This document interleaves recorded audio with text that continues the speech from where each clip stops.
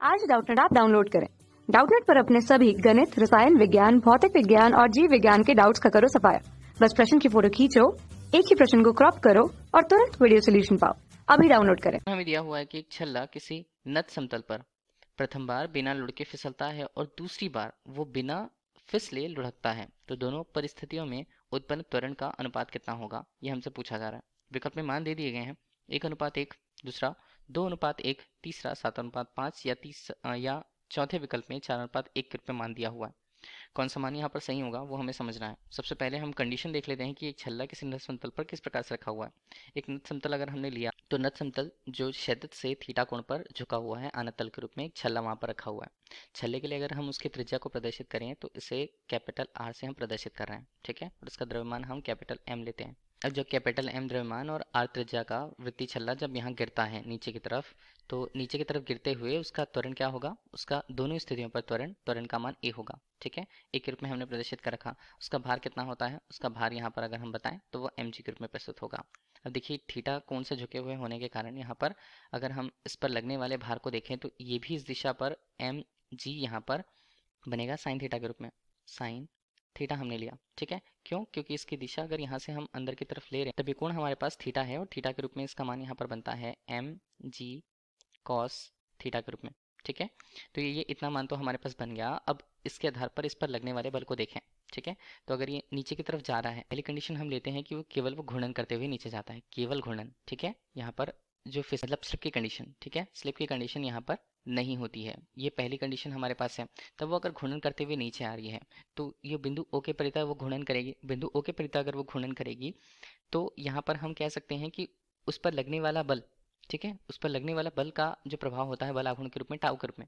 Tau मतलब उस पर लगने वाला बल आघूर्ण का मान क्या होगा, वो होता है आई गुणा अल्फा। बल आघूर्ण को हम लिखें कैसे, अब देखिए ये घूर्णन की स्थिति कब होगी, स्लिप की कंडीशन कब नहीं होगी, जब इनके बीच घर्षण होगा, मतलब कुछ ना कुछ घर्षण गुणांक है म्यू के रूप में अगर हम कहें, तो इस पर लगने वाला बल जो है घर्षण बल के रूप में स्मॉल एफ से रूप में, स्मॉल एफ के रूप में प्रतल के संबंधित समझाने के लिए हमने यहाँ पर एफ से प्रदर्शित कर रखा उसे, ठीक है। तो यहाँ पर क्या क्या मान होगा, टाउ का मान अगर हमें देखना है तो वो हमारे पास होता है स्मॉल एफ गुणा, यहाँ पर उसकी त्रिज्या कितनी है, उसकी त्रिज्या है आर के रूप में। यहाँ पर घर्षण बल लग रहा है, घर्षण बल इस बिंदु पर लग रहा है, इस बिंदु पर लग रहा है और इस बिंदु से दूरी उसकी आर है, तो ये हमने बल आघूर्ण ले लिया, ये किसके बराबर है, अल्फा आई के बराबर, ठीक है। इसे हम ले लेते हैं समीकरण 1 के रूप में। अब ये तो हमने बात कर दी घूर्णन की स्थिति के लिए, और साथ ही साथ उस पर लगने वाला बल कौन कौन सा होगा, इसके अलावा उस पर बल लग रहा है एम जी साइन थीटा, ऋण यहाँ पर बनता है स्मॉल एफ जो घर्षण बल को प्रदर्शित कर बनेगा मान एम ए के रूप में, क्योंकि उसकी दिशा यहाँ पर नीचे की तरफ है, अनातल की तरफ है, ठीक है। तो समीकरण 2 इसे दे दिया, समीकरण 1 और समीकरण 2 हमारे पास मान आ गए। यहाँ पर हम देखें समीकरण 1 और 2 से, तो समीकरण यहाँ पर 1 एवं 2 से देखें तो वो क्या क्या होगा। देखिए यहाँ पर f का मान हम रख लेते हैं, तो f का मान और यहाँ पर अल्फा का जो मान होगा वो किस तरह से होगा।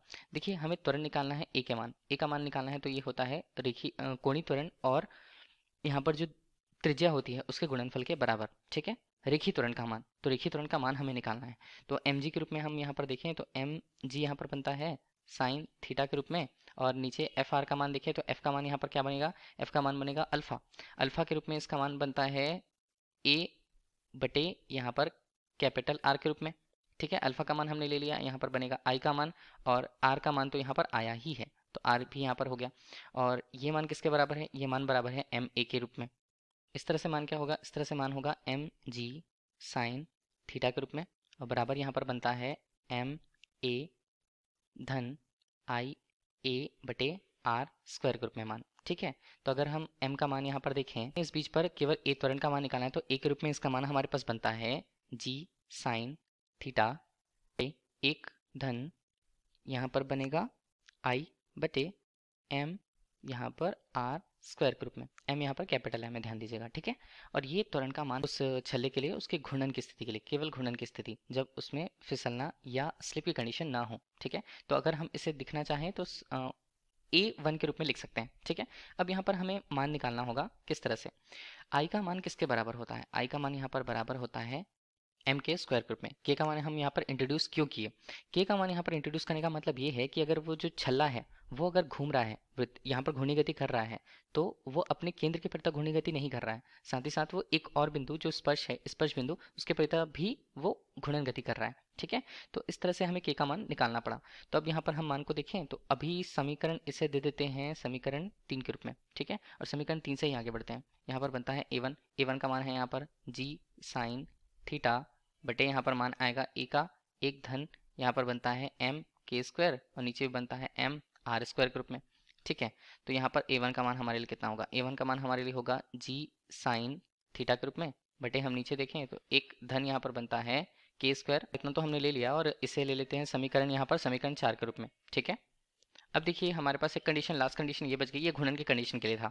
अब ये कंडीशन बची है कि अगर वो छल्ला है वो बिना लुढ़ के फिसलता है, केवल स्लिप की कंडीशन यहाँ पर होती है, वो घूर्णन नहीं करता। ये हमारे पास बनेगा दूसरा कंडीशन। तो दूसरा कंडीशन बनेगा तो उसके लिए त्वरण का मान होगा, तो सीधे डायरेक्टली हम लिख रहे हैं इसे a2 बराबर यहाँ पर बनता है यहाँ पर g साइन थीटा के रूप में, g साइन थीटा केवल ये हमने ले लिया है और ये हमारे पास बनता है समीकरण 2 के रूप में। तो समीकरण 1 और समीकरण 2 तो हमारे पास हो गया। अब इन्हीं से तुलना करेंगे। पहले हमें कंडीशन दी हुई थी इन्हीं की तुलना करने के लिए ये कौन सी कंडीशन होती है। ये हमारे पास पहली कंडीशन जो समीकरण है, जो समीकरण 4 है वो घूर्णन की कंडीशन है। ठीक है, और समीकरण 5 जो हमें दिख रहा है वो यहाँ पर फिसलने की कंडीशन है, केवल फिसलने की कंडीशन।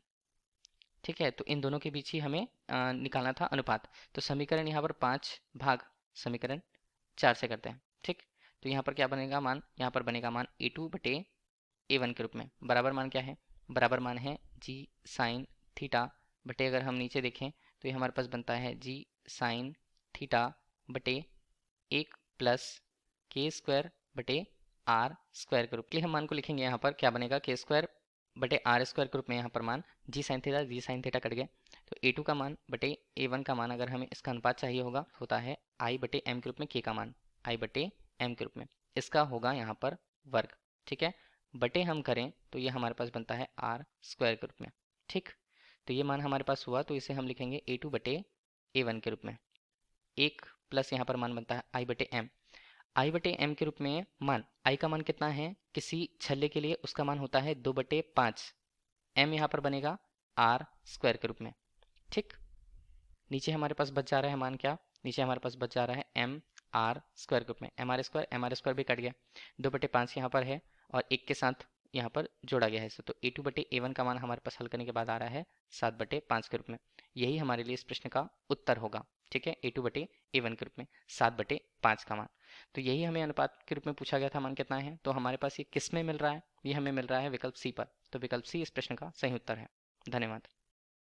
कक्षा 6 से 12वीं से लेकर नीट, IIT, JEE वो एडवांस के लेवल तक 1 करोड़ से ज्यादा छात्रों का भरोसा। आज ही डाउनलोड करें डाउटनेट ऐप या व्हाट्सएप करें अपने सारे डाउट्स 8400 400 400 पर।